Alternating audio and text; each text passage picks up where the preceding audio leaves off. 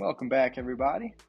Today I'm going to be making an experimental metal that I've been calling DABRASSCUS, and it's made up of various layers of mocha megane, different types of Damascus steel patterns, wrought iron, ball bearings, superconductor, and a couple other things as well, all with liquid brass poured over the top.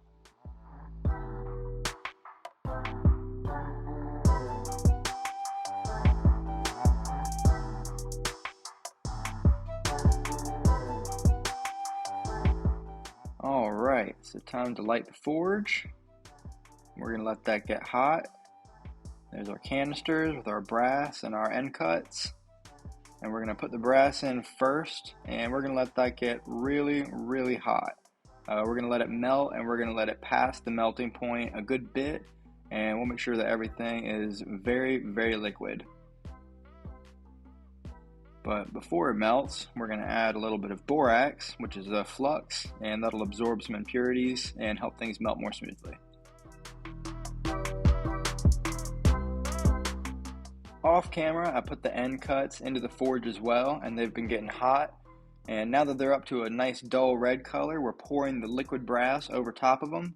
We're doing that in the forge because we want to keep everything nice and hot. And I'm just going to kind of shake things around for a second and pull it out. And the goal here is to fill up all the empty spaces in between those end cuts with that liquid brass. So I'm tapping it here to release any bubbles and to help everything flow into those crevices.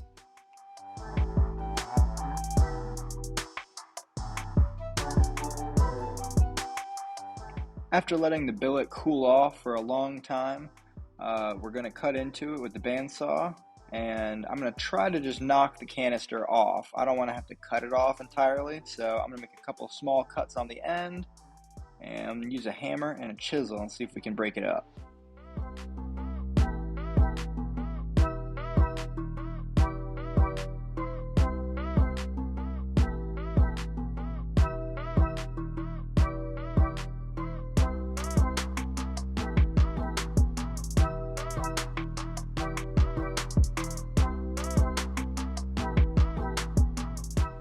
After removing the canister, I was kind of surprised by how it looked on the inside. I think it looks pretty cool. It does have some pretty clear issues. It's got some voids, some lack of fusion, and things just didn't seem to bond thoroughly. But I'm going to have to cut into it and see what it really looks like on the inside.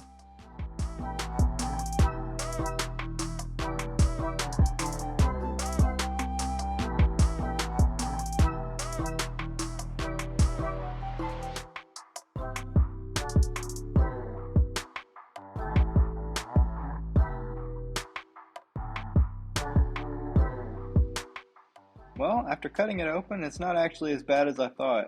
It does look pretty cool, and things did bond in some areas. I'm going to grind this piece flat, and I'm going to sand it just a little bit, and we're going to dip it in a little bit of acid to see how everything looks on the inside. I'm really curious to see what all these patterns look like together.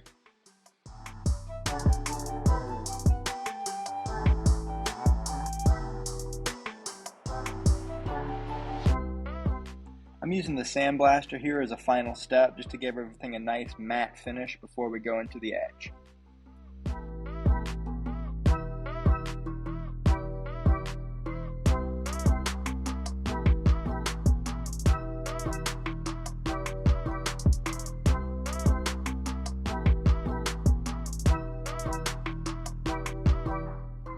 Alright, quick dip in the acid just to see how everything looks.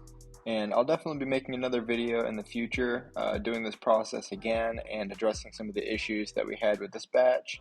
So stay tuned for that.